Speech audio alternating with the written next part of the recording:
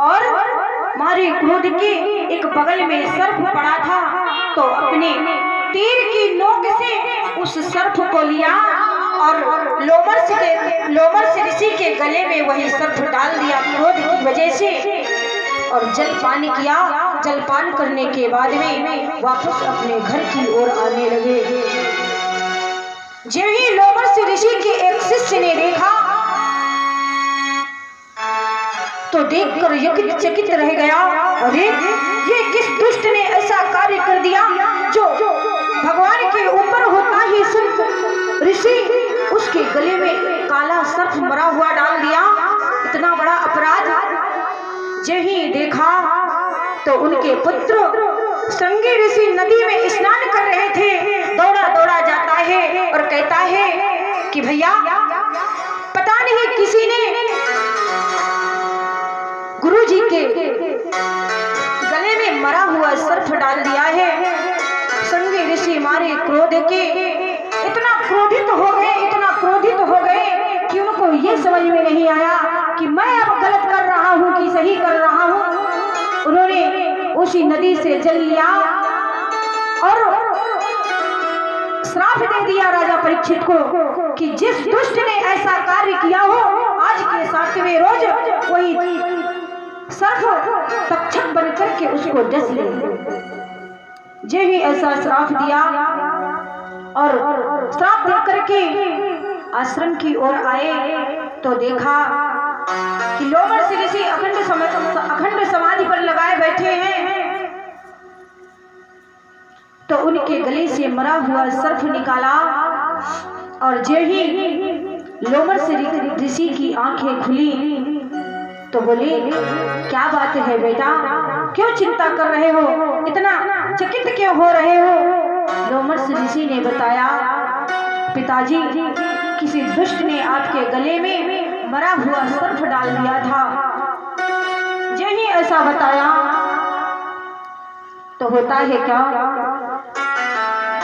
कि ऋषि ने यही वचन सुना,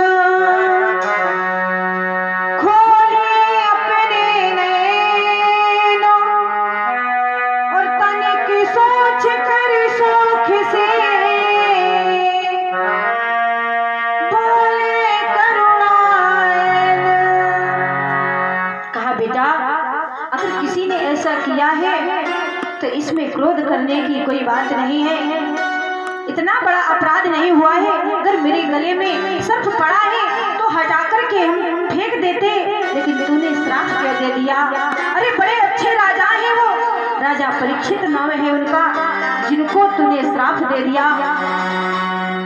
लोमर्ष ऋषि ने जो ही बताया, इधर राजा परीक्षित अपने घर पहुंचे और जब ही अपने ताज को उतारा तो उनको ज्ञान हो गया कि मैंने बड़ा पाप किया है, मैंने एक संत का अपमान किया है, मैं क्या करूं क्या ना करूं। मन में विचार करने लगे और विचार करते करते इधर सोच रहे हैं, उधर लोमर्ष ऋषि ने अपने शिष्य को भेजा कि जाओ जाकर के यह सूचना राजा परीक्षित को बता दो, क्योंकि आज से उसके 7 दिन ही हैं अपने जीवन के, चाहे मुक्ति का धाम ढूंढे और चाहे पश्चाताप करे, जैसा जो उनकी इच्छा होगी अपने इच्छा के अनुसार हर कार्य कर लेंगे। जे ही एक शिष्य गया और कहा, राजन तुम्हें श्राप हो गया है कि आज के 7वें रोज तुम्हें तक्षक नाग डस लेगा। तो राजा परीक्षित ने कहा, हाँ मैंने सोचा यही, तो मुझे बड़ा ही क्रोध आ रहा है अपने आप पर कि मैं इतना अपराध बड़ा कैसे कर सकता हूँ।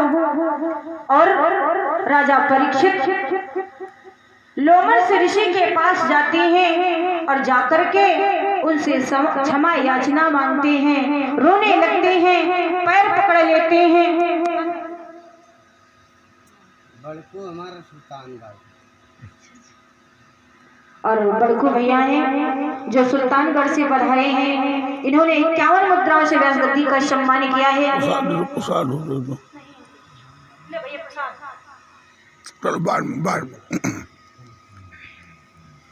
राजा परीक्षित ने सोचा मुझे पश्चाताप करना चाहिए, क्यों ना मैं ऐसा करूं कि लोमड़ से ऋषि के पास जाऊं और हाथ जोड़ करके उनसे क्षमा याचना मांगूंगा। शायद मुझे मेरी इतनी बड़े अपराध की शायद क्षमा मिल जाए तो मैं चैन से मर सकता हूँ। इसके बाद जो होगा सो देखा जाएगा। आज राजा परीक्षित लोमड़ से ऋषि के पास जाते हैं और कहते हैं क्या, कहने लगे हे ऋषि देवता, मैंने इतना बड़ा अपराध किया है, मुझे क्षमा कर दें। और हाथ जोड़ करके रोने लगा और कहने लगा क्या कि हे